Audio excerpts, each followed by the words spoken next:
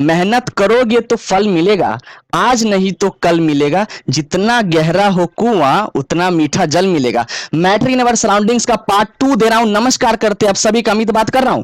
Class 9th science का ये one of the most important topic है मेरे भाई, सही बोल रहा हूं।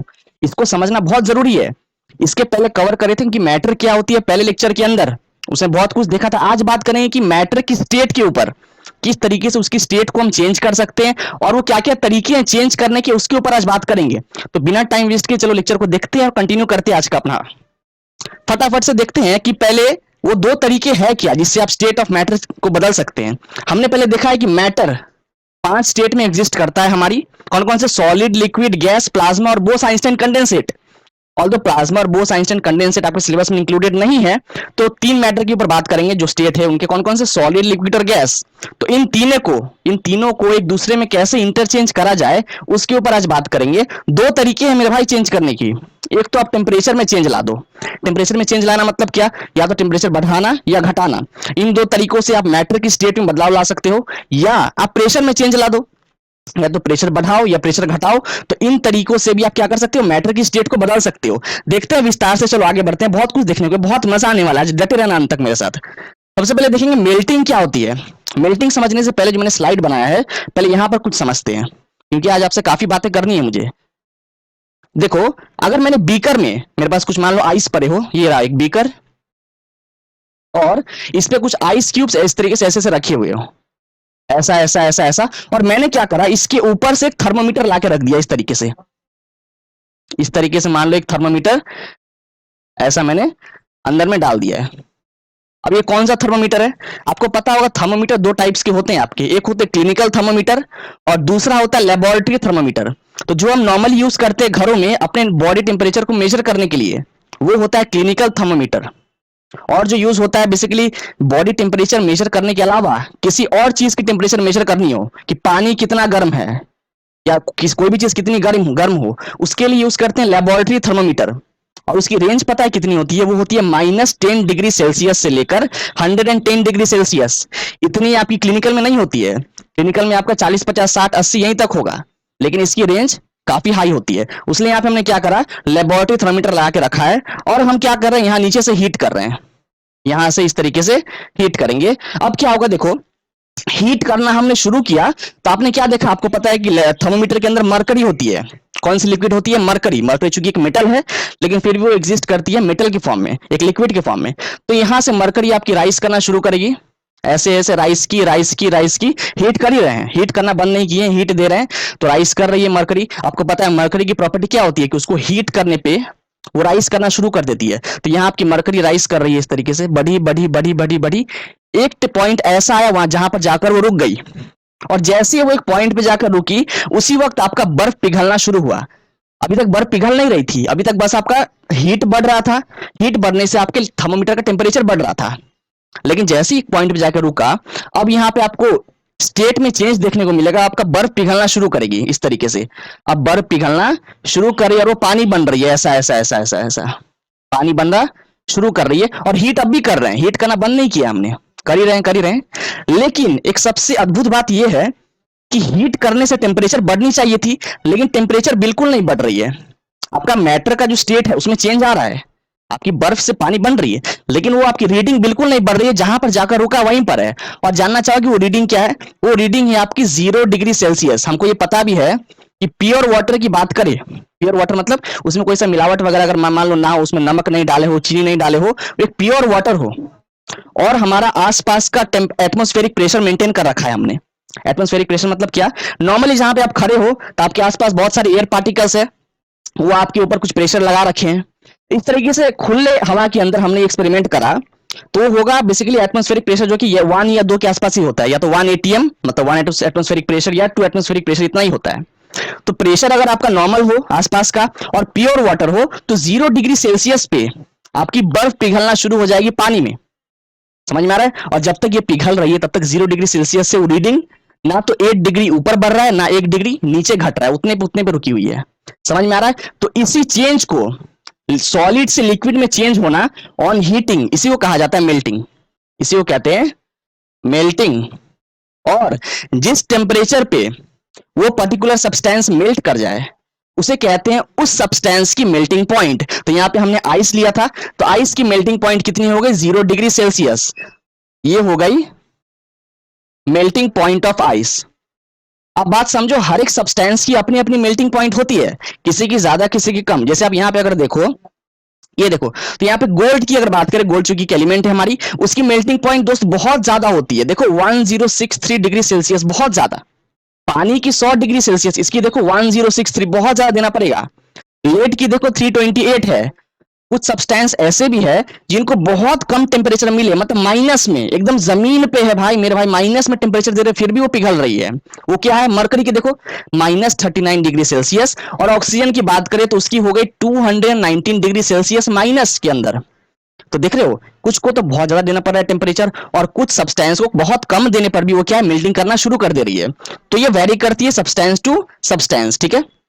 अब देखो यहां पर मैंने क्या बना रखा है, conversion of solids into liquid by heating is called melting. तो बस इतना ही है, कन्वर्जन हो रहा है सॉलिड से लिक्विड में, हीट करने पे इसको बोलते हैं मेल्टिंग।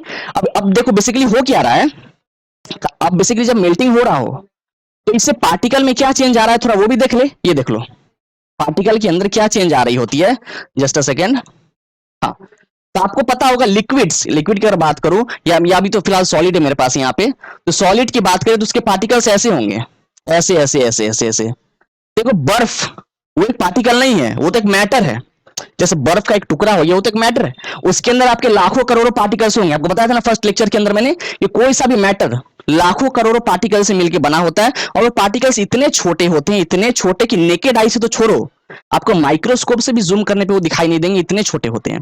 तो वही मैं पार्टिकल्स की बात कर रहा हूं। तो इस तरीके से काफी पास पास पार्टिकल्स आपके सॉलिड के अंदर होंगे, ऐसे ऐसे ऐसे ऐसे ऐसे ऐसे होंगे, काफी पास पास। ये देखो काफी पास पास है। अब जब आपने हीट करा, तो हीट करने से क्या हुआ? देखो यहाँ पे हम हीट कर रहे हैं ना कंटिन्यूअसली, तो हीट करने से पार्टिकल्स को मिल गया काइनेटिक एनर्जी। कौन सा एनर्जी? Kinetic energy. और वो एनर्जी मिलने से, आपको मैंने बताया था कि पार्टिकल्स एक दूसरे को पकड़ के जकड़ के रखे रहते हैं, चाहे सॉलिड की बात करें, लिक्विड की या गैस की, एक पार्टिकल दूसरे को पकड़ के रखता है। सॉलिड के केस में ये जकड़न काफी ज्यादा है, मतलब इंटरमोलिकुलर फोर्स ऑफ अट्रैक्शन ज्यादा है सॉलिड के अंदर, लिक्विड के अंदर थोड़ी कम है, और गैस के अंदर और भी कम है। क्यों? क्योंकि गैस में एक पार्टिकल दूसरे पार्टिकल से बहुत दूर होता है, लिक्विड के अंदर थोड़े पास होता है, और गैस के अंदर तो और भी पास पास होता है पार्टिकल्स, इसलिए intermolecular force of attraction solid में बहुत ज्यादा होता है। तो कहने का मतलब, अगर आप हीट कर रहे हो तो पार्टिकल्स जितने भी आप देख रहे हो सॉलिड के, उन सबको मिल गया काइनेटिक एनर्जी, और काइनेटिक एनर्जी मिलने से अब वो बहुत तेजी से वाइब्रेट करना शुरू कर देंगे। मतलब अगर नॉर्मली बात करूं मैं, कोई सा भी आप आसपास देख रहे हो, कोई सा भी सॉलिड बॉडी आप देख रहे हो, वो आपके पार्टिकल से बने हैं, उसके पार्टिकल्स हर वक्त मूव कर रहे होते हैं। ये भी हमने बात की थी ना, कि particles of matter are continuously moving, first lecture के अंदर। हो सकता है किसी मैटर में मूवमेंट कम हो, किसी मैटर में ज्यादा हो, लेकिन मूवमेंट हर पार्टिकल करता है मैटर के अंदर। तो सॉलिड के अंदर मूवमेंट ऐसा है, जैसे मैं यहाँ पे खड़ा हूं, इस तरीके से पार्टिकल्स मूव कर रहे हैं ऐसे ऐसे, बस ये मीन पोजीशन है, ये मतलब फिक्स पोजीशन, इसके अबाउट ऐसा ऐसा ऐसा, बस इतना ही मूव कर रहा है, बस इतना ही। सॉलिड की बात कर रहे हैं। लेकिन जैसे ही हीट किया, उनको मिल गया काइनेटिक एनर्जी, उनमें ये मूवमेंट और बढ़ गया। पहले तो ऐसे था, अब ये स्पीड और बढ़ गया, जैसे जैसे हीट कर रहे हो और बढ़ रहा है, और बढ़ रहा है, और बढ़ रहा है, धीमे धीमे करके ये बढ़ने लगता है, बढ़ने लगता है, बढ़ने लगता है। और क्या होता है, जो उनके बीच में बॉन्ड बना हुआ था, एक दूसरे से जो जकड़न था, पकड़न था, वो छूटने लगता है, टूटने लगता है। तो वो इंटरमोलिकुलर बॉन्ड वीक होने लगता है, और जैसे जैसे वो वीक होता है, तो वो कन्वर्ट करना शुरू कर देता है लिक्विड में। और लिक्विड के अंदर आपको पता है पार्टिकल्स कैसे होते हैं, कुछ ऐसे होते हैं, ऐसे ऐसे दूर दूर होते हैं ना। तो वही बात है, चूंकि पार्टिकल्स उनके बीच में intermolecular force of attraction weak होने लगा, बॉन्ड ब्रेक होने लगा, तो पार्टिकल्स दूर दूर चले गए और वो लिक्विड में बदल गए। तो ये हो रहा होता है पार्टिकल में चेंज। अगर पार्टिकल चेंज की बात करें तो ये आपको देखने को मिल रहा होता है मेल्टिंग के अंदर। और देखो यहाँ पे क्या बोला गया है, तो ये वही जो मैंने बताया वही है, energy supplied by heat overcomes intermolecular force of attraction between the particles. तो जब हमने हीट सप्लाई करी है, आपने क्या देखा कि जब तक आप हीट सप्लाई कर रहे थे तो एक पॉइंट तक तो बढ़ी हो, लेकिन उसके बाद वो बढ़ना बंद कर दी। मरकरी की बात करें, राइज करना बंद कर दी। वो ऐसा क्यों? क्योंकि वो जो आप हीट सप्लाई कर रहे थे उसके बाद तक, वो सब यूज हो रहा है बॉन्ड को ब्रेक होने में। आप आगे पढ़ोगे, इसके बाद एक और लेक्चर में करूंगा, तो लेटेंट हीट के ऊपर वहां समझ जाओगे आप कि बेसिकली एक ऐसा हीट है ये जो टेम्परेचर को बढ़ा नहीं रहा होता है, लेकिन इसकी रोल क्या होती है, इसका अगर मैं मोटिव बात करूं, ये बॉन्ड को ब्रेक करने में काम आता है। तो जो सॉलिड के अंदर बॉन्ड है उसको ब्रेक करने में ये हीट सारी की सारी यूज हो जा रही है, इसीलिए टेम्परेचर में कोई बदलाव आपको बेसिकली उसको ना इंक्रीमेंट ना डिक्रीमेंट आपको देखने में मिला। समझ में आ रहा है? और देखो यहां पर वही लिखा गया है, as a result particles leave their mean position and break away from each other. तो पार्टिकल्स क्या है, बिकॉज उनको काइनेटिक एनर्जी मिल गया, तो एक दूसरे से जकरन छूट रहा है, पार्टिकल्स दूर दूर जा रहे हैं, बॉन्ड ब्रेक हो रहा है, तो उससे क्या कर रहे हैं, वो अपने पोजीशन को तोड़ के वो चेंज कर जा रहे हैं फ्रॉम सॉलिड टू लिक्विड। इसी को बोलते हैं मेल्टिंग। समझ गए? बहुत सिंपल था मेल्टिंग। तो ये पहला हमने देखा मेल्टिंग किस तरीके से सॉलिड चेंज करता है लिक्विड में। अब कुछ और प्रोसेस देखते हैं, आगे देखने को है। इस हमने बात की मेल्टिंग पॉइंट, मैंने आपको बताया मेल्टिंग पॉइंट क्या है। मेल्टिंग पॉइंट वो टेम्परेचर है, वो मिनिमम टेम्परेचर जिस पे आपका सॉलिड मेल्ट कर जाए लिक्विड पे at atmospheric pressure. Melting point minimum temperature याद रखना। अगर आपको बर्फ को पिघलाना हो तो उसकी मेल्टिंग पॉइंट कितनी देखी हमने, 0 डिग्री सेल्सियस। अगर उससे और ज्यादा दोगे तो और फटाफट बर्फ पिघलेगा। 0 डिग्री सेल्सियस से बढ़ा के 5 डिग्री 10 डिग्री 15 डिग्री दोगे तो और फटाफट से पिघलेगा बर्फ। लेकिन मिनिमम तो 0 देना ही पड़ेगा। अगर माइनस में दोगे, मान लो -1 या -2 डिग्री सेल्सियस, तो नहीं पिघलेगा बर्फ। जैसे -2 से -1 पहुंचा, -1 से 0 पहुंचा, तभी बर्फ पिघलना शुरू कर दी। तो हर एक सब्सटेंस की अपनी अपनी मेल्टिंग पॉइंट होती है, मतलब उसकी अपनी अपनी मिनिमम टेम्परेचर होती है स्टेट चेंज करने में, ठीक है, जिसको हम मेल्टिंग पॉइंट कहते हैं। और जो ये मेल्टिंग है ना, इसका एक और नाम है जिसको बोलते हैं फ्यूजन। ये बहुत इंपॉर्टेंट है मेरे दोस्त। एग्जाम में हो सकता है आपको मेल्टिंग ना बोल के अगर पूछ दे इस तरीके से कि व्हाट इज फ्यूजन, आप सोचे कि फ्यूजन क्या है, मेल्टिंग तो पढ़ा है, फ्यूजन नहीं पढ़ा, लेकिन दोनों तो चीज एक ही थी ना। याद रखना मेल्टिंग का एक और नाम होता है फ्यूजन, फ्यूज कर जाना, सॉलिड से लिक्विड में बदल जाना। ठीक है, आगे बढ़ते हैं, चलो अब देखेंगे बॉइलिंग क्या होती है। इसको देखने से पहले कुछ चीजें एक्सप्लेन करने को है, वो देखते हैं फटाफट से। अब मैंने क्या करा, फिर से अब मेरी सॉलिड जो कि मेरी बर्फ थी वो पिघल कर पानी बन चुकी है। अब लेट से मेरे बीकर में वही पानी पड़ा हुआ है, ये रहा बीकर, और इसमें वही पानी ऐसा ऐसा ऐसा ऐसा पड़ा हुआ है, ठीक है। और नीचे से हीट कर रहे हैं, नीचे से हीट कर रहे हैं, और ऊपर में क्या लगा रखा है हमने, फिर से लेबोरेटरी थर्मोमीटर। इस तरीके से ये रही मेरी थर्मोमीटर, ऐसा ये देखो लगा रखा है अंदर में। तो आपने क्या देखा, जैसे ही आप हीट कर रहे हो तो कुछ समय तक, कुछ सेकंड तक आपने देखा कि मरकरी ऊपर राइज कर रही है, ऊपर गई गई गई, मरकरी राइज कर रही है कर रही है कर रही है, करते करते करते यहां भी वही चीज हुआ, एक पॉइंट पर जाकर वो रुक गई। उसके बाद वो ऊपर नहीं उठ रही है, और जैसे ही वो रुकी उसी वक्त आपका स्टेट में चेंज आया।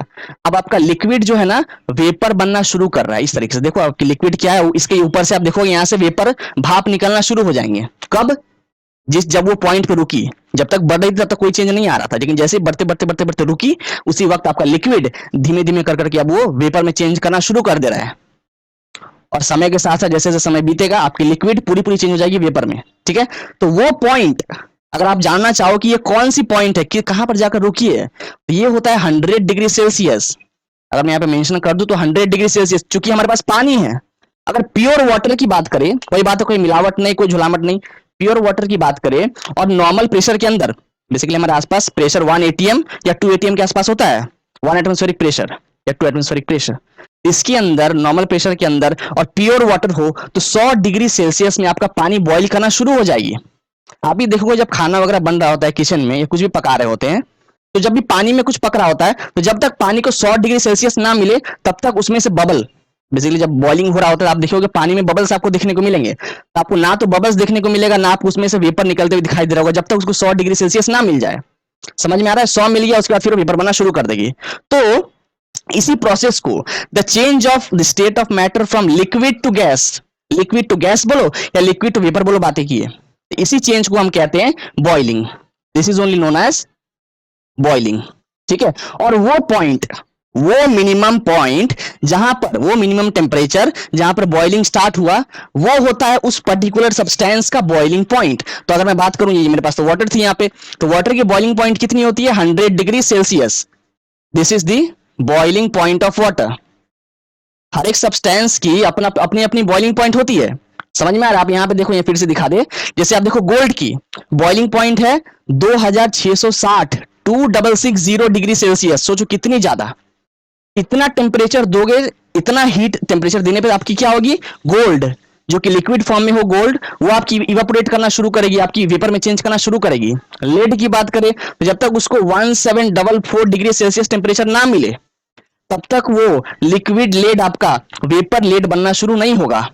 कुछ तो ऐसे भी है जिसको टेम्परेचर माइनस में चाहिए बॉईल होने के लिए। सोचो कभी ये चीज सोचे हो कि बॉईल करने के लिए भी टेम्परेचर माइनस में किसी को देना होगा हमको?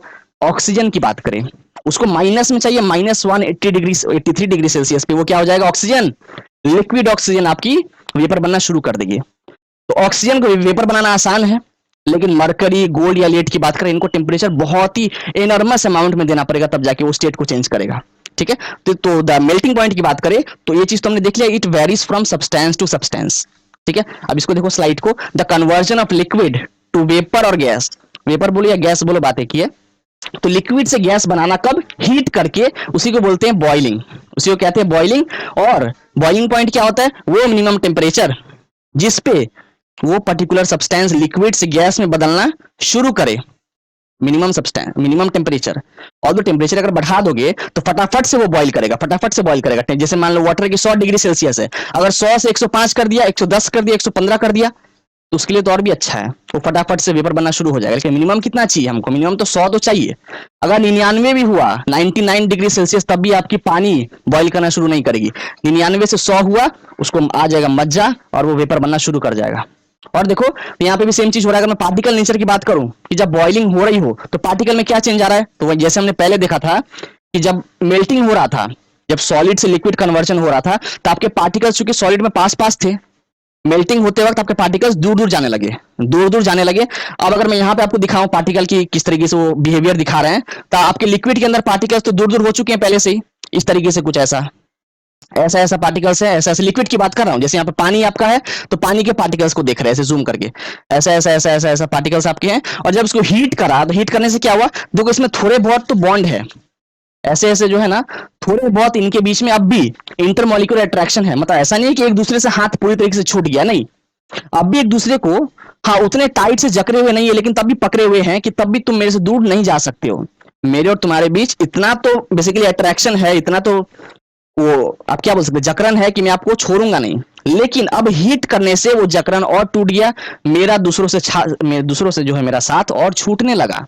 ये देखो यहाँ पे हीट कर रहे हैं, तो पार्टिकल्स को मिल गया काइनेटिक एनर्जी। काइनेटिक एनर्जी मिलने से पार्टिकल्स और तेजी से ऐसा ऐसा ऐसा ऐसा मूव करना शुरू कर रहे हैं, तो एक दूसरे से उनका साथ छूट रहा है, और ये फिर चेंज कर जा रहा है गैस में। और गैस में आपको पता है पार्टिकल्स दूर दूर होते हैं, दूर दूर, बहुत दूर दूर। ऐसा एक पार्टिकल अगर यहाँ होगा तो दूसरा यहाँ होगा, तीसरा यहाँ, फिर यहाँ, यहाँ, यहाँ, ऐसे देखने को मिलेंगे। ठीक है, तो ये हमने बात करी पार्टिकल नेचर की, किस तरीके से पार्टिकल चेंज हो रहा होता है। ठीक है, और तो कुछ नहीं है। अब यहाँ पे देखो, they become free to move and escape from liquid to vapour state. वही बात है, काइनेटिक एनर्जी मिलने से वो फ्री हो जाते हैं, उनके बीच का बॉन्ड टूट जाता है, अब एक दूसरे के बीच में जकड़न खत्म हो जाता है, तो वो चेंज कर जाते हैं गैस में या वेपर में। ठीक है, तो बॉइलिंग यहीं तक था। अब देखते हैं और हमारे समझने को है कुछ और प्रोसेसेस। ये तो हमने बात कर ली, बॉइलिंग पॉइंट हमने जाना है। बॉइलिंग पॉइंट क्या है? वो टेम्परेचर, वो मिनिमम टेम्परेचर जो देना पड़ता है उस पर्टिकुलर लिक्विड को गैस बनाने के लिए, और ये वैरी करता है सब्सटेंस टू सब्सटेंस। हमने तो पहले देखा ना, गोल्ड के लिए अलग है, वाटर के लिए अलग है, लेड के लिए अलग है, ऑक्सीजन के लिए अलग है, तो वैरी करता है सब्सटेंस टू सब्सटेंस। लेकिन ऑल्दो आपके एग्जाम में ज्यादातर वाटर की पूछते हैं, तो वाटर की बॉइलिंग पॉइंट याद कर लेना, वो होता है 100 डिग्री सेल्सियस। कि भैया अगर इससे कम दोगे तो काम नहीं बनेगा, इससे ज्यादा दोगे तो और बढ़िया, लेकिन मिनिमम तो 100 आपको देना ही पड़ेगा। उसको पानी को उबाल, बेसिकली उसको चेंज करना वेपर स्टेट में। ठीक है, आगे देखते हैं। अब कंडेंसेशन पे बात होगी। अभी तक हमने क्या करा? सॉलिड से लिक्विड बनाया हीट करके, लिक्विड से गैस बनाया, फिर से हीट किया। अब देखेंगे कंडेंसेशन क्या है। तो बेसिकली इस स्लाइड को देखने से पहले आइए कुछ समझते हैं कंडेंसेशन के ऊपर। अब जो भी बातें होगी ना, कूलिंग के ऊपर होगी। इसके ऊपर होगी? कूलिंग के ऊपर। अब मेरे पास वेपर पड़ा हुआ है, लिक्विड को चेंज किया हमने गैस में, मेरे पास वेपर है।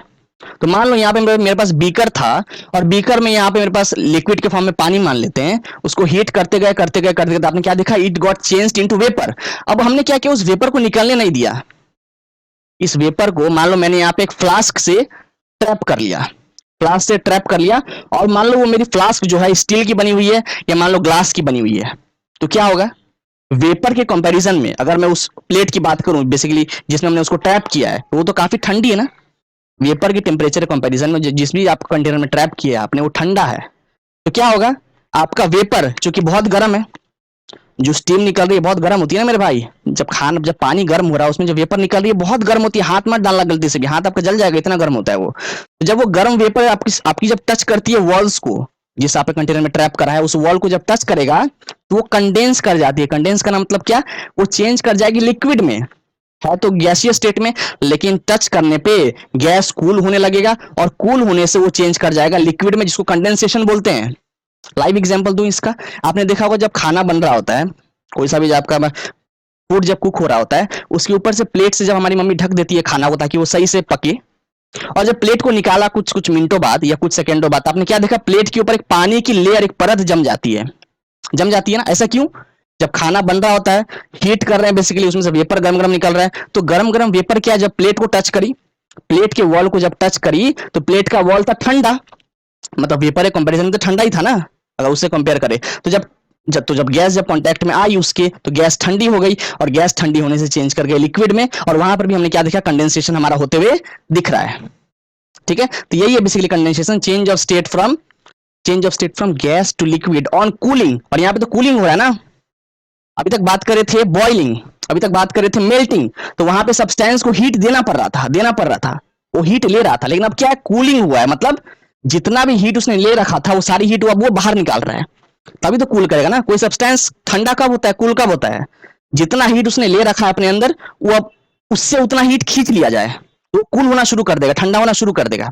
ठीक है, तो यहाँ पर हम हीट को बाहर निकाल रहे हैं तो वो कूल हो रहा है, कंडेंसेशन देखने को मिल रहा है। और देखो यहाँ पर हमारे स्लाइड को, ये देखो, the process of changing a gas that is vapour to a liquid by cooling, इसी को बोलते हैं condensation. Condensation is the reverse of boiling, boiling की तो रिवर्स ही है ना। बॉइलिंग में क्या कर रहे हैं, लिक्विड चेंज हो रहा है गैस में हीट करने पे, और कंडेंसेशन में क्या हो रहा है, गैस चेंज हो रहा है लिक्विड में हीट करने पे नहीं, कूल करने पे। ठीक है, और देखो when a gas is cooled, अगर बात करें पार्टिकल्स की, पार्टिकल्स में क्या चेंज आ रहा है, तो आपने क्या देखा कि गैस के पार्टिकल्स, पहले भी बात कर चुके हैं, अभी भी बता चुके हैं, काफी दूर दूर होते हैं गैस के पार्टिकल्स, एक अगर यहां होगा तो एक यहां, एक यहां, एक यहां, एक यहां, काफी दूर दूर होंगे। कूल करने पे क्या हुआ, उसने हीट लूज किया, हीट लूज करने से अब पार्टिकल्स चूंकि बहुत दूर दूर थे, अब वो पास आने लगेंगे, क्योंकि लिक्विड बनाना है मेरे को ना, तो लिक्विड में पार्टिकल्स पास पास होते हैं एज कंपेयर टू गैस, पास पास होते हैं। तो चूंकि अगर मान लो दो पार्टिकल्स पकड़ के रखा है गैस के अंदर, अगर ऐसे है तो ऐसे आना शुरू कर देंगे, देखो पास पास आ रहे, पास पास आ रहे, तो आपको पता है इतना अगर पास पास आ गए तो क्या हो जाएगा, फिर वो चेंज कर जाएगा लिक्विड में, क्योंकि लिक्विड में इतने ही पास पास होते हैं पार्टिकल्स आपके। ठीक है ना, तो पार्टिकल नेचर की बात करें तो they move, they starts moving closer to each other, और नए बॉन्ड बनने लगते हैं फिर से। जब गैस था, जब गैस के पार्टिकल्स थे, तो उसमें तो बॉन्ड काफी टूटा हुआ है, वहां तो पार्टिकल्स फ्री है, गैस के पार्टिकल्स कहीं भी मूव कर जाएगा, यहाँ वहां यहाँ वहां, लेकिन लिक्विड में ऐसा नहीं है। लिक्विड में पार्टिकल्स को इतनी आजादी नहीं है, क्यों, क्योंकि जब वो पास पास आते हैं ना, तो नए नए बॉन्ड बना रहे हैं, मतलब एक दूसरे को, दूसरे का हाथ पहले छूट गया था, अब एक दूसरे का हाथ फिर से पकड़ रहे हैं, फिर से पकड़ रहे हैं, फिर से पकड़ रहे हैं, तो वहां पार्टिकल्स उतने फ्री नहीं है। तो ये हमने देखा किस तरीके से पार्टिकल नेचर में चेंज आ रहा होता है जब कंडेंसेशन हो। ठीक है, बस इतना ही है। और देखो अब बात करते हैं फ्रीजिंग के ऊपर। अभी तक क्या देखा, बॉइलिंग पे बात हुआ, बॉइलिंग पॉइंट देखा, मेल्टिंग पे बात हुआ, मेल्टिंग पॉइंट देखा, कंडेंसेशन देखा, उसमें कूलिंग करके काम हुआ हमारा। अब फ्रीजिंग पे बात करेंगे। अब हमारे पास क्या है, गैस को ठंडा कर दिया, वेपर को ठंडा किया, हमारे पास लिक्विड बन गया, पानी बन गया। ठीक है, अब क्या करेंगे, उसी लिक्विड को, उसी पानी को फ्रीजिंग करेंगे, मतलब उसको और कूल करेंगे, ऐसा कुछ। देखो आपने अब देखा होगा, जब आपको गर्मियों के दिनों में, जब समर सीजन की बात करें, तो आपने आप क्या करते हो, पानी के बोतल को जाके रख देते हो रेफ्रिजरेटर के अंदर। ऐसा क्यों करते हो, ताकि आपकी वो पानी ठंडी हो जाए, वो बर्फ बन जाए, और उसको फिर खाए तो अलग ही आनंद आए, इसलिए ऐसा करते हैं ना। तो आप बेसिकली क्या कर रहे हो, यहां पर अगर बता दूं आपको, फ्रीजिंग करते वक्त आप क्या करें, आपके पास लिक्विड था, मान लो बोतल के अंदर आपने पानी भरा और जाके रेफ्रिजरेटर के अंदर डाल दिया, तो जैसे बोतल में पानी भरी हुई है आपकी, इस तरीके से पानी है, ऐसा ऐसा ऐसा ऐसा ऐसा ऐसा पानी आपकी भरी हुई है, और उसमें जो भी थोड़ा बहुत हीट बचा होगा, देखो जब वो गैस से लिक्विड में चेंज करी, तो उसमें काफी हद तक, मान लो उसमें 60-70% तक हीट निकाल लिया गया है, तभी तो कूल करिए, तभी तो लिक्विड से आपकी गैस से लिक्विड बनी है। अब जब लिक्विड से सॉलिड बनाना है, तो थोड़ी बहुत और भी जो मान लो 20% 30% हीट होगा, उसको भी वो खींच निकालेगा, तभी तो बर्फ बनेगी ना। जब भी सब्सटेंस, जब भी पार्टिकल्स पास पास आ रहे हो, जैसा अभी मैंने बताया, अभी हम फ्रीजिंग के ऊपर बात कर रहे हैं, तो फ्रीजिंग में आपके लिक्विड से चेंज कर रहा है, क्या लिक्विड से सॉलिड बना रहे हैं, तो लिक्विड में पार्टिकल्स ऐसे हैं, गैस में तो पहले ऐसे थे, ऐसे से ऐसे आ चुके हैं, अब ऐसे से ऐसे लाएंगे, ऐसे से ऐसे। पार्टिकल्स जितने पास पास आएंगे ना, उतने बॉन्ड स्ट्रांग होते जाएंगे, और जितने ज्यादा बॉन्ड स्ट्रांग होंगे, उतनी हीट बाहर निकालेगा वो। एक चीज आप याद रखो, आपको भी आगे काम आने वाला है, वो बात क्या है, जब नए बॉन्ड बनते हैं ना, अच्छे से सुनना इस बात को, जब नए बॉन्ड बनते हैं दो पार्टिकल के बीच में, तो हीट बाहर निकल रहा होता है, जिसको हम लोग बोलते हैं एक्सोथर्मिक रिएक्शन। ये आगे पढ़ोगे चल के, अभी नहीं बताएंगे इसके ऊपर। एक्सोथर्मिक क्या होता है? एक्सोथर्मिक हीट वो हीट है, अगर कोई हीट बाहर निकल रही हो तो उसको बोलते हैं कि वो एक्सोथर्मिक हीट है। लेकिन जब आपके क्या है, पार्टिकल्स के बीच में बॉन्ड तोड़ना हो तो उस केस में हीट हमको देनी पड़ती है। समझ में आ रहा है? बॉन्ड तोड़ने के लिए हीट देनी पड़ती है, तब जाके बॉन्ड टूटता है। तो वहां पे हीट दे रहे हैं ना, हीट दे रहे हैं, तो वो कहलाता है एंडोथर्मिक रिएक्शन या एंडोथर्मिक हीट। समझ में आ रहा है? तो एंडो और एक्सो आप बाद में पढ़ोगे हायर क्लास में, अभी नहीं बताते हैं और डेप्थ में। तो आपने क्या देखा? Change of state from liquid to solid on cooling. Fridge में रखे रेफ्रिजरेटर में, तो उसमें से जो भी हीट था वो सब खींच लिया गया, तो अब आपकी पानी बर्फ में चेंज करना शुरू कर जाएगी। और पार्टिकल्स की बात करें तो पार्टिकल्स पानी में ऐसे थे इतने दूर दूर, कूल करने से वो और पास आ रहा है और पास आ रहा है, और बॉन्ड और ज्यादा स्ट्रांग होते जा रहा है। बस इतना ही और कुछ नहीं है। ये देखो यहाँ पर, the process of changing liquid into a solid bye cooling. यहाँ पे हीट नहीं कर रहे, हीट करने से काम कहाँ चलेगा, यहाँ तो कूल करना पड़ेगा। तो by cooling is known as freezing. Freezing is the reverse of melting. Freezing, melting में क्या हो रहा है? मेल्टिंग में सॉलिड से लिक्विड बना रहा है हीट करके, और फ्रीजिंग में लिक्विड से सॉलिड बना रहा है कूल करके। क्या करके? कूल करके। ठीक है, एक और बात समझ लो, फ्रीजिंग की दूसरी नाम क्या है? सॉलिडिफिकेशन। सॉलिडिफिकेशन है, समझ में आ रहा है ना? तो आपको नाम ध्यान में रखना पड़ेगा। जिस तरीके से हमने देखा था मेल्टिंग, मेल्टिंग का क्या नाम देखा था एक और? फ्यूजन। उस तरीके से फ्रीजिंग की एक और नाम है सॉलिडिफिकेशन। तो एग्जाम में या तो पूछे सॉलिडिफिकेशन क्या होती है या फ्रीजिंग क्या होती है, भैया दोनों एक ही चीज पूछ रहा है वो। और पानी की बात करें हम, अगर प्योर वाटर की बात करें, और अगर हमारे पास आसपास अगर एटमॉस्फेरिक प्रेशर हो, तो उस केस के अंदर वाटर आपका 0 डिग्री सेल्सियस पे फ्रीज होना शुरू हो जाएगा। आप सोचोगे यार पिघलाने के लिए 0 डिग्री सेल्सियस लगा मेरे को, अब वापस से पानी को बना रहे हैं बर्फ, तो फिर से 0 डिग्री सेल्सियस। तो हाँ, फ्रीजिंग पॉइंट और मेल्टिंग पॉइंट दोनों सेम होता है वाटर के लिए। सही सुन रहे हो? अगर मेरे को आइस को बनाना हो पानी क्या करके? हीट करके, तो उसको मिनिमम 0 डिग्री टेम्परेचर देना ही पड़ेगा, 0 डिग्री सेल्सियस। और अगर उसी पानी को मेरे को बनाना हो बर्फ, आइस बनाना हो, तो उसको क्या करना पड़ेगा? कूल करना पड़ेगा। और अगर उसको मिनिमम 0 डिग्री सेल्सियस टेम्परेचर मिल गया तो कूल करना शुरू कर देगा। हाँ, इससे जितना और नीचे जाओगे, 0 से और कम, मतलब मान लो माइनस में, -1, -2, -3, -4, तो और फटाफट से वो बर्फ बनेगा। लेकिन मिनिमम तो उसको 0 डिग्री सेल्सियस दोगे ना मेरे भाई, 0 मिनिमम दोगे तभी जाके आपकी पानी बर्फ बनना शुरू कर देगी। और ये फ्रीजिंग पॉइंट वेरी करती है सब्सटेंस टू सब्सटेंस। अभी तो हम बेसिकली बर्फ और पानी इसी के अंदर खेल रहे हैं। अलग अलग सब्सटेंस की, आयरन की बात करें, है ना, हमको हम फिर एल्यूमिनियम की बात करें, कॉपर की बात करें, तो हर एक सब्सटेंस की अपनी अपनी मेल्टिंग पॉइंट, या फ्रीजिंग की बात करें तो फ्रीजिंग पॉइंट होती है। तो वाटर की आप बस याद रख लो, वाटर की फ्रीजिंग पॉइंट कितनी होती है? 0 डिग्री सेल्सियस। और वाटर की या आइस की मेल्टिंग पॉइंट भी होती है 0 डिग्री सेल्सियस। समझ गए ना? बहुत आसान था। और देखते हैं आगे, अब सब्लिमेशन देखते हैं। अभी तक आप क्या देख रहे हो? सॉलिड से लिक्विड बनाया, लिक्विड से गैस बनाया, गैस से लिक्विड बनाया, लिक्विड से सॉलिड बनाया। अभी तक तो ये देखिए, आप कुछ अलग ही देखोगे, अद्भुत सा। सब्लिमेशन क्या होता है? यहां पर डायरेक्ट जंप करेंगे। जो होशियार बच्चे होते हैं ना, वो सबलाइन होते हैं। सबलाइन मतलब वो बीच वाले चीजों में ध्यान नहीं देते हैं। जो उनके लिए मोस्ट प्रोडक्टिव है, डायरेक्ट वहां जंप करते हैं। समझा रहा है? समझ में नहीं आ रहा होगा? देखो यहां पर आपके पास मान लो यहाँ पर सॉलिड पड़ी हो, यहाँ पर कोई सा भी सॉलिड हो इस तरीके से, और उसको हीट करा, तो हीट करने पे आपने क्या देखा? आपको पता है सॉलिड को हीट करने पे वो चेंज कर जाता है लिक्विड में। लेकिन कुछ कुछ सब्सटेंस ऐसे होते हैं जो लिक्विड स्टेट बिल्कुल नहीं दिखाते हैं, सॉलिड से डायरेक्टली उनका चेंज हो जाता है गैस में। तो आपके सॉलिड थे, डायरेक्टली उनको हीट करने पे वो चेंज कर जाते हैं आपके वेपर में डायरेक्टली। आप सोच रहे होगे अच्छा ऐसा कर रहे हैं, सॉलिड से डायरेक्ट गैस कर रहे हैं, इसमें तो यार बहुत ज्यादा हीट देना पड़ता होगा। ऐसा कुछ नहीं है, हीट ज्यादा देना नहीं पड़ रहा है हमको, हीट कम ही देना पड़ रहा है। समझ में आ रहा है? मतलब नॉर्मल हीट कर रहे हैं, ऐसे नहीं कि डायरेक्ट अगर सॉलिड से गैस कर रहा हूं तो बहुत टेम्परेचर दिया। अगर बात करें कैम्फर की, कपूर जानते हो ना? कपूर एक एग्जांपल है आपका सब्लिमेशन का।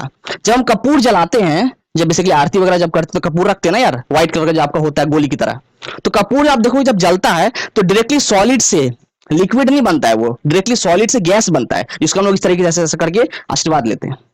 ठीक है, तो वहां कपूर भी एग्जाम्पल। क्या हम कपूर को बहुत ज्यादा हीट कर रहे हैं? क्या नहीं, उसको नॉर्मली हीट कर रहे हैं। तो ऐसा नहीं कि आपको सब्लिमेशन कराना है तो बहुत ज्यादा हीट करना पड़ेगा, नॉर्मल हीट भी दोगे। बेसिकली उसकी प्रॉपर्टी ऐसी है, जो आपके सबलाइन सब्सटेंस होते हैं जो सब्लिमेशन दिखाते हैं, उसकी जो पार्टिकल्स हैं उसकी नेचर ऐसी है कि वो सॉलिड से गैस में चेंज कर जाते हैं। लेकिन हर एक की नेचर ऐसे नहीं होती है। जैसे भी कैम्फर की बात करें, फिर आपने नेपथिलीन बॉल्स देखा होगा। बेसिकली कपड़ों में कीड़े ना लगे और कपड़े में आपकी सुगंध भी अच्छी आए, उसके लिए आपने देखा होगा मम्मी क्या करती है, कपड़ों के अंदर व्हाइट कलर के बॉल्स डाल देते हैं, देखिए ना व्हाइट कलर के बॉल्स। और समय के साथ साथ जैसे बॉल आज डाला, 2 महीनों 3 महीने बाद या 4 महीने बाद जब कपड़ा निकाला तो क्या देखा, वहां पे कोई बॉल नहीं है, ना तो वो आपका एरिया गीला है, तो गीला नहीं है तो फिर है क्या, आपकी वो नेपथलीन बॉल डायरेक्टली वेपर बन के उड़ गई मेरे यार।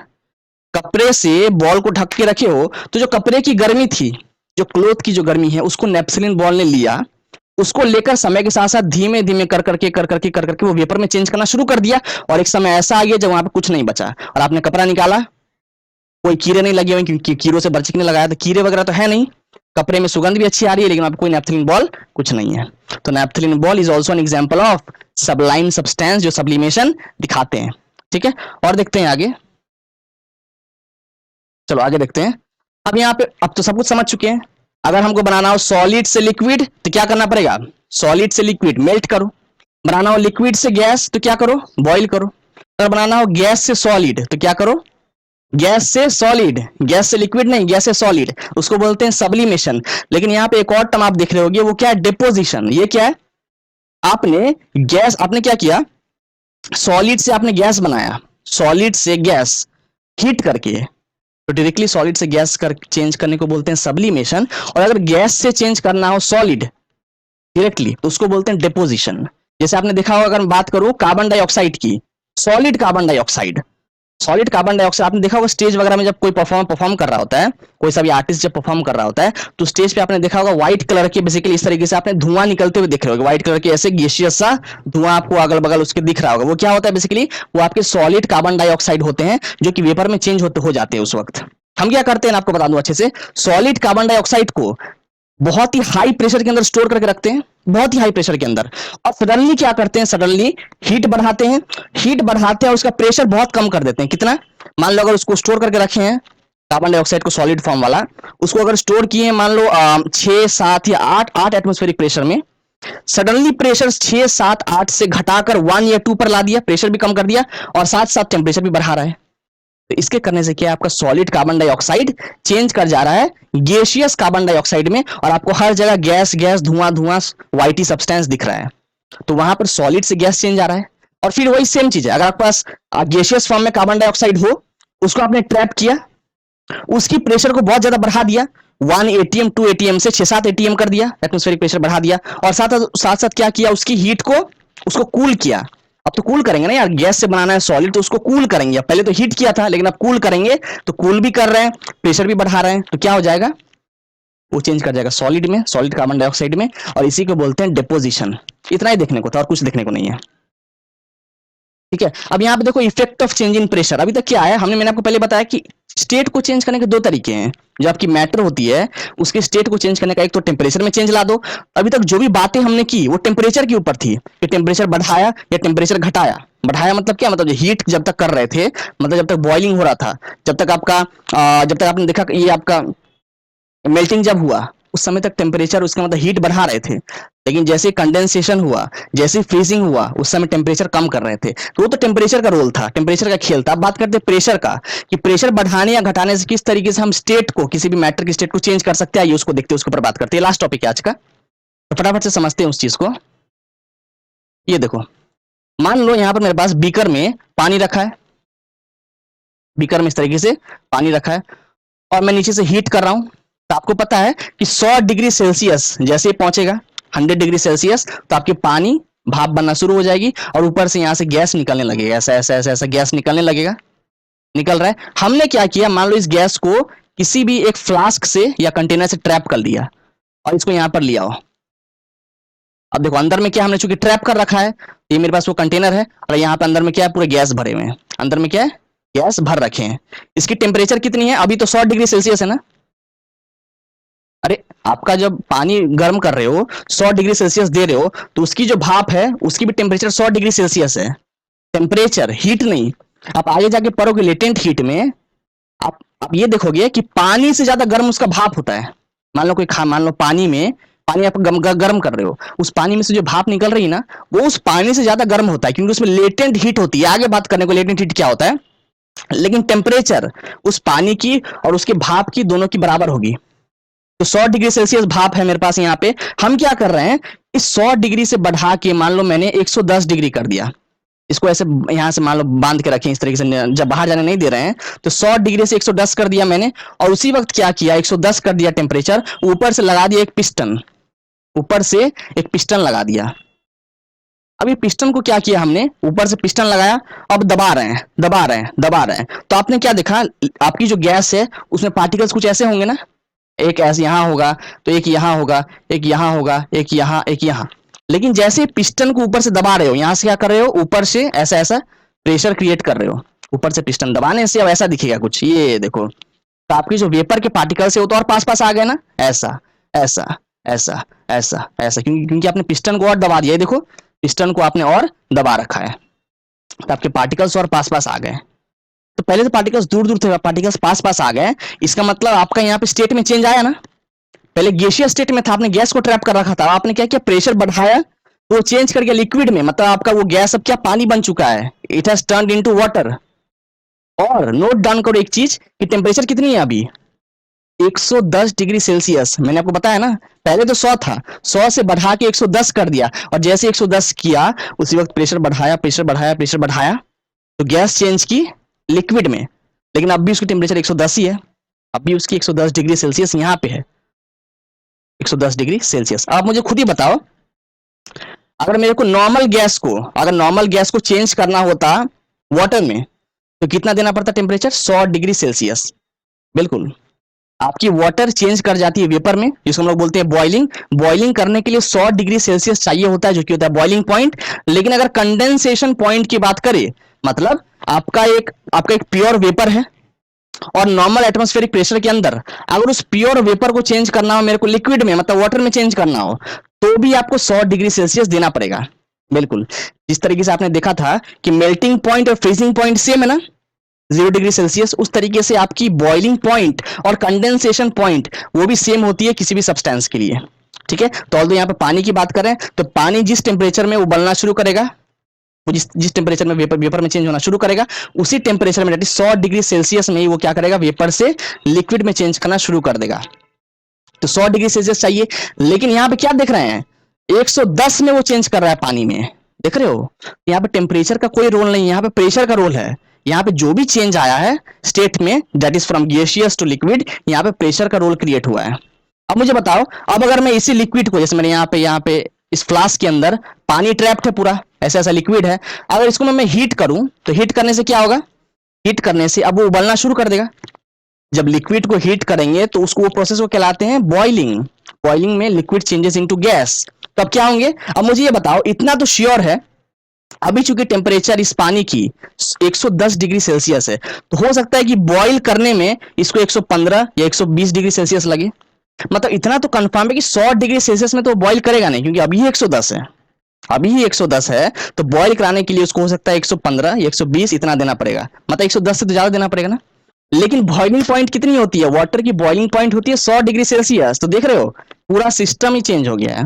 तो प्रेशर के लगाने से आपकी जो बॉइलिंग पॉइंट है या जो कंडेंसेशन पॉइंट है, दोनों चेंज कर गई है। ठीक है ना, यही है अद्भुत सा खेल प्रेशर का। और देखो यहाँ पर जो मैंने बना रखा है, तो by applying pressure and reducing temperature gases can be converted to liquid. एक चीज आपका ध्यान रखो, आपको किसी भी सब्सटेंस में चेंज लाना हो, किसी भी मैटर को एक फॉर्म से दूसरे फॉर्म में चेंज करना हो, तो ऐसा कभी नहीं होगा कि टेम्परेचर और प्रेशर दोनों बढ़ा दिया या टेम्परेचर और प्रेशर दोनों घटा दिया तो आपकी स्टेट में चेंज आएगी, नहीं, कभी नहीं।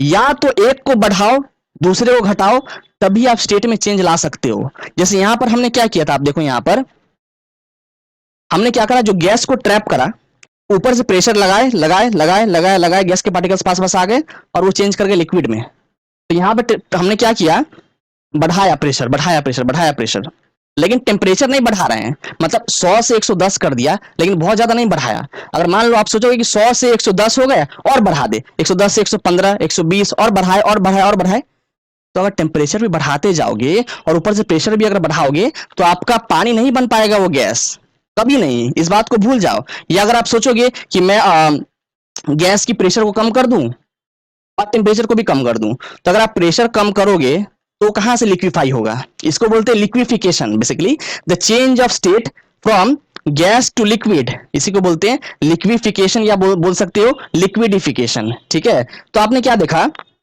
कि प्रेशर और टेम्परेचर दोनों बढ़ाने से आप स्टेट में चेंज नहीं ला सकते हो। हाँ, अगर आपको स्टेट में चेंज लाना है, जैसे यहां पे हम क्या कर रहे हैं, गैस से लिक्विड बना रहे हैं, तो प्रेशर बढ़ाओ टेम्परेचर कम करो तो हो जाएगा।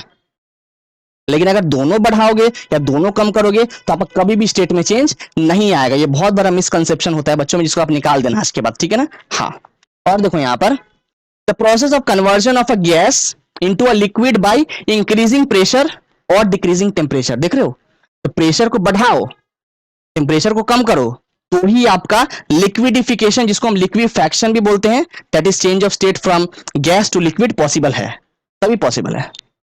तो आप देखो यहां पर मैंने आपको बात करते ना सॉलिड कार्बन डाइऑक्साइड की, बेसिकली इसको ड्राई आइस बोलते हैं। अरे वो जो आपने स्टेज पे देखा है, जो पहले बात कर रखे हैं, जो व्हाइट कलर का आपने वेपर से निकलते हुए देख रहे हो, वो बेसिकली सॉलिड कार्बन डाइऑक्साइड होता है। उसको ट्रैप करके रखते हैं हाई प्रेशर के अंदर, और जैसे ही प्रेशर कम करा, दैट इज मान लो 6-7 एटमॉस्फेरिक प्रेशर के अंदर ट्रैप्ड है वो, वहां से कम करके 1 या 2 एटीएम कर दिया, 1 या 2 एटमॉस्फेरिक प्रेशर, तो क्या कर जाएगा वो सॉलिड कार्बन डाइऑक्साइड चेंज कर जाएगा गैसियस कार्बन डाइऑक्साइड में। तो यहां पर हम क्या कर रहे हैं, प्रेशर को बढ़ा रहे हैं या कम कर रहे हैं, प्रेशर तो कम कर रहे हैं ना यार। तो यहाँ पर प्रेशर कम कर रहे हैं, तो याद रखो यहाँ टेम्परेचर आप भूल से बढ़ा नहीं सकते हो। आप मुझे बताओ, सॉलिड कार्बन डाइऑक्साइड को चेंज करना मेरे को गैसियस कार्बन डाइऑक्साइड में, तो क्या हीट करना पड़ेगा, कूल करना पड़ेगा, बताओ। आपको हीट करना पड़ेगा ना यार।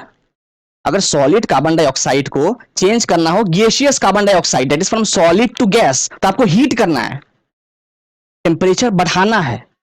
टेम्परेचर घटाते तो काम नहीं बनता, क्योंकि प्रेशर तो पहले से घटा रहे हैं, प्रेशर तो आप घटा ही रहे हो, तो टेम्परेचर घटा के तो काम होगा नहीं। तो प्रेशर घटा रहे हो, टेम्परेचर बढ़ा रहे हो, तो देख रहे हो ना, एक घट रहा है एक बढ़ रहा है, एक घट रहा है एक बढ़ रहा है, तभी आपका स्टेट में चेंज आएगा।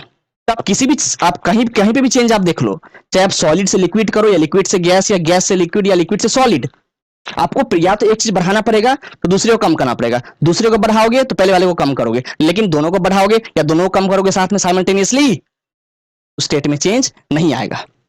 ठीक है, इतना ही रखते हैं आज के लिए।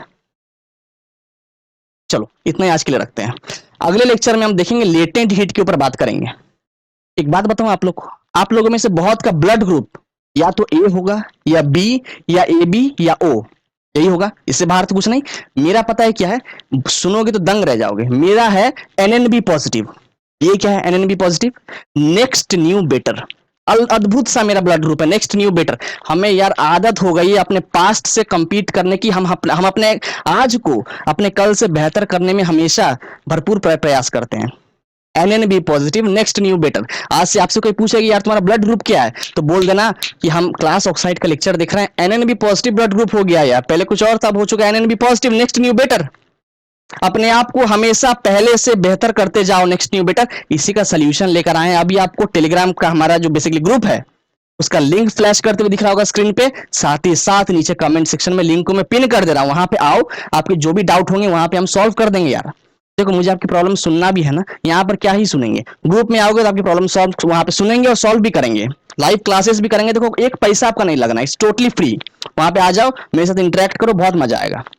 हमारे साथ जुड़े रहने के लिए, इस लेक्चर को पूरे अंत तक देखने के लिए आप सभी का हृदय की गहराइयों से प्रेमपूर्वक बहुत बहुत धन्यवाद।